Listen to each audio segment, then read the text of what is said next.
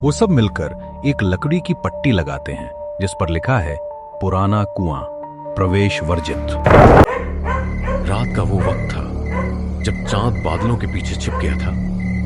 आसमान पर काले बादलों का समंदर उमड़ रहा था।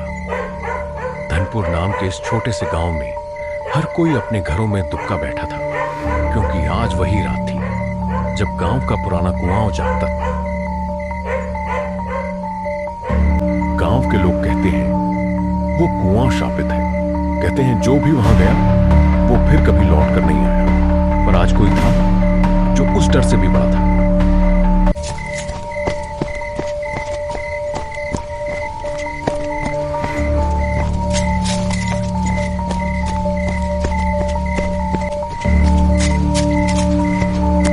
बचाओ, कोई तो मेरी मदद करो। कौन है बा? दिख क्यों नहीं रहा? कौन है? सामने आ।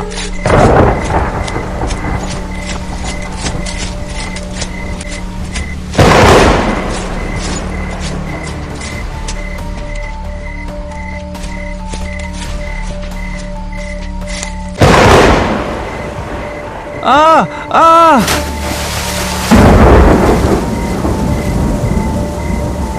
कहते हैं इस कुएं की गहराई का कोई अंदाजा नहीं। जो इसमें गिरता है उसका नाम तक मिट जाता है। किसी ने अब तक नीचे जाकर देखने की हिम्मत नहीं की।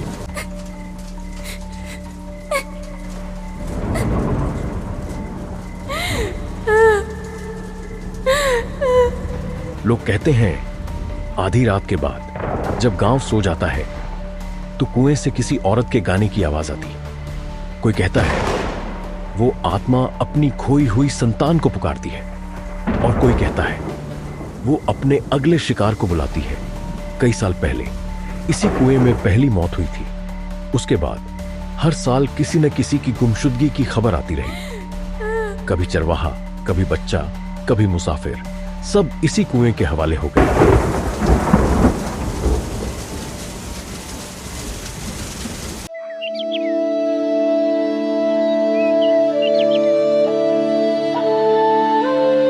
अगले ही दिन सुबह का दृश्य। गांव के लोग कुएं से दूर खड़े हैं, कुछ फुसफुसा रहे हैं। सुना तुमने? फिर किसी की चीख आई रात को? हाँ भाई, वो रामू था जो कल तक खेत में था, अब कहीं नहीं दिखा। शायद वही कुएं के पास गया होगा। मैंने कहा था ना, उस रास्ते से मत जाना। वो जगह अब इंसानों के लिए नहीं है। कुएं पर तख्ती लगानी होगी, कोई और न जाए वहां। वो सब मिलकर एक लकड़ी की पट्टी लगाते हैं जिस पर लिखा है पुराना कुआं, प्रवेश वर्जित। लोगों ने रास्ता बदल लिया, पर वो आवाज बंद नहीं थी। हर अमावस की रात को वही रुदन, वही सिसकी सुनाई देती रही, और हर बार किसी का नाम गायब हो जाता। इस कहानी की शुरुआत होती है उस कुएं से जहां डर और सच्चाई दोनों दफन है। रात अब थोड़ी ढल चुकी थी, मगर धनपुर के आसमान में बादलों का साया अब भी मंडरा रहा था। ठंडी हवा में मिट्टी और नमी की मिली जुली खुशबू तैर रही थी। दूर गांव की सीमा पर धूल से भरी पगडंडी पर एक आकृति धीरे धीरे बढ़ रही थी। कंधे पर झोला, हाथ में लालटेन और चेहरे पर थकान की परत। वो था लखन, शहर से लौटा एक नौजवान जो बरसों बाद अपने गांव वापस आया था। अजीब सन्नाटा है। जब से इस गांव में कदम रखा है, जैसे सब कुछ ठहर गया हो। गांव के रास्ते सुनसान पड़े थे। हर घर की खिड़की बंद थी, जैसे किसी ने डर को भीतर कैद कर रखा हो। इतना डर किसी कुएं से? हाँ, अब तो देखकर ही मानूंगा ये हवा है या कुछ और। कुछ बूढ़े आदमी चबूतरे पर बैठे बीड़ी सुलगा रहे हैं। लखन पास आता है। राम राम काका, पहचाना नहीं क्या? मैं लखन, ठाकुर घनश्याम का बेटा। अरे लखन बेटा, तू तो बरसों बाद दिखा है। कहाँ था तू रे? शहर में ही बस गया था ना? हाँ काका, काम धंधे के लिए गया था। अब सोचो, अपनी मिट्टी से कौन दूर रह सकता है। मिट्टी अपनी है बेटा, पर अब ये गांव पहले वाला नहीं रहा। क्यों काका, कुछ हुआ क्या? वो कुआं याद है ना, पुराना कुआं मंदिर के पीछे वाला, उसी का साया अब पूरे गांव पर है। जो भी गया वापस नहीं आया। अरे काका, आजकल भी लोग ऐसी बातों पर यकीन करते हैं। मजाक मत कर लखन, हमने अपने लोगों को खोया है उस अंधेरे में। सूरज ढलने के बाद उधर कोई नहीं जाता। काका की आंखों में डर था, वो डर जो सालों से इस गांव की गलियों में पलता आ रहा था। अगर ये सब अफवाह है तो सच्चाई जाननी ही पड़ेगी। वो धीरे से अपनी लालटेन कसकर पकड़ता है और मंदिर की दिशा में कदम बढ़ाता है। रास्ता संकरा था, मिट्टी में पुरानी पदचिन्हें धुंधली पड़ी थी। हवा अब और ठंडी हो चली थी, जैसे कोई अदृश्य आंख उसे देख रही हो। आधी रात को तो पूरा गांव सो जाता है, फिर कौन जागेगा वहां? काका का डर झूठ भी हो सकता है, पर इतना सन्नाटा सच्चा है। वो कदम रोकता है, कान लगाता है। कहीं से दूर पानी की बहुत हल्की छपाक सुनाई देती है। वो आवाज आई उसी दिशा से जहां कुआं था। लखन लालटेन ऊंची करता है।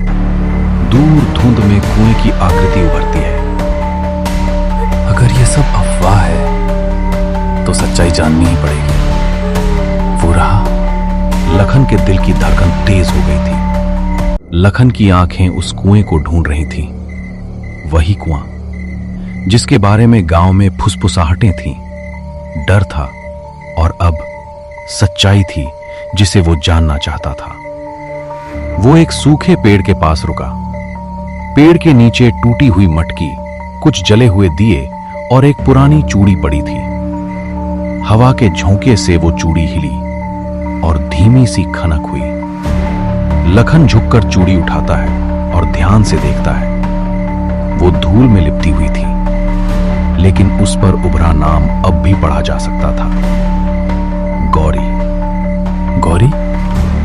ये तो वही नाम है जो पंडित जी ने बताया था। गांव में कहते हैं गौरी वही लड़की थी जो कई साल पहले इस कुएं के पास से गायब हुई थी। कुछ कहते हैं वो कुएं में गिर गई, कुछ कहते हैं किसी ने उसे धकेला, और कुछ कहते हैं वो खुद कुएं की ओर चली गई थी, किसी आवाज के पीछे। लखन आगे बढ़ता है। धीरे धीरे धुंध गहरी होने लगती है। हवा ठंडी और भारी। लखन ठिठक गया। उसने चारों ओर देखा, कोई नहीं था, सिर्फ कुहासा और वही डरावनी चुप्पी। कौन है वहां? सामने आओ। कोई जवाब नहीं। वो आगे बढ़ा और आखिरकार सामने कुआं था। पुराना, टूटा हुआ, बेलों से घिरा, जैसे धरती ने उसे निगल लिया। चारों ओर सूखी घास और कुछ जगहों पर राख, जैसे किसी ने यहां पूजा की हो या किसी को याद किया हो। तो यही है धनपुर का शापित कुआं। लखन कुएं के पास पहुंचा। उसने टॉर्च जलाई। रोशनी कुएं की दीवारों पर पड़ी। टूटी फटी काई से भरी ईंटें और फिर नीचे की ओर झिलमिलाता काला पानी। कोई है नीचे? क्यों आए हो? कौन है वहां? दिखाओ खुद को। लखन तुरंत पीछे मुड़ा, लेकिन वहां कोई नहीं था। उसका दिल जोर से धड़कने लगा। वो आवाज हवा से नहीं आई थी, वो आई थी कुएं के भीतर से। वो बैग से एक मोटी रस्सी निकालता है और कुएं के खंभे से बांधता है। वो रस्सी कसकर पकड़ता है और कुछ कदम नीचे उतरता है। कुएं की दीवारों पर मोटी काई जमी थी। पानी की गंध में कुछ सड़ा हुआ सा था। उसकी सांसें भारी हैं। आवाज कुछ पल खामोश रहती है, फिर हल्की सिसकी आती है। कौन है वहां? जवाब दो। गौरी। तुम्हें नहीं आना चाहिए था। क्यों आए हो? सच्चाई जानने, ताकि सबको पता चले कि क्या हुआ था तुम्हारे साथ। सच्चाई तो ऊपर वालों को नहीं चाहिए थी।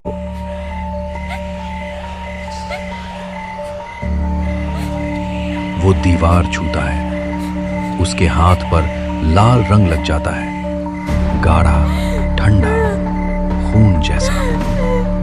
ये क्या निशान? ये तो अब बस कोई तो है जो इस सब के पीछे है। अगर ये आत्मा नहीं तो इंसान जरूर है। लखन खुद को ऊपर खींचता है।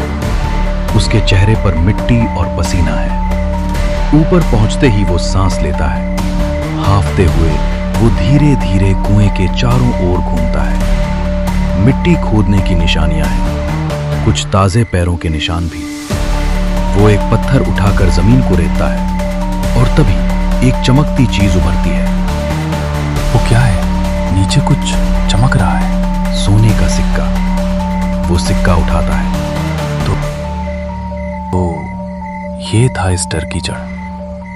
ये तो सरपंच और गौरी की तस्वीर। अब असली भूत तो सरपंच निकला। और तभी पीछे से एक भारी आवाज गूंजती है। सामने गांव का सरपंच खड़ा है। कौन है वहां? आप यहां क्या कर रहे हैं आधी रात को कुएं के पास? हाथ में लालटेन, चेहरे पर पसीना और आंखों में डर छिपा हुआ गुस्सा। वो सवाल तुम्हें खुद से पूछना चाहिए। ये जगह अब किसी के लिए सुरक्षित नहीं है। या शायद अब आपके राज के लिए सुरक्षित नहीं है। यही सच है ना? लोगों को डराने के लिए ये कुएं की कहानियां तुमने गढ़ी ताकि कोई यहां ना आए और तुम्हें ये सोना निकालने से कोई रोके नहीं। चुप, तुम्हें कुछ नहीं पता। वो सब झूठ था। गौरी का क्या हुआ? तू था ना गौरी की मौत के पीछे? ये सब तेरा किया है। वो खुद कुएं में गिर गई।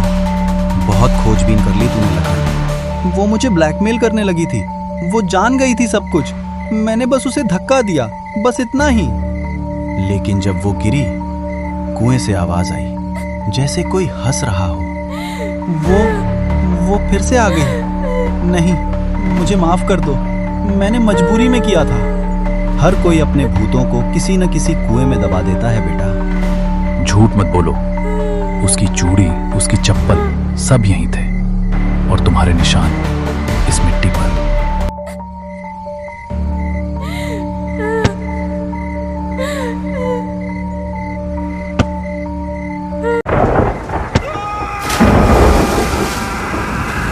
तो ये था कुएं का सच। आत्मा नहीं, इंसान का लालच।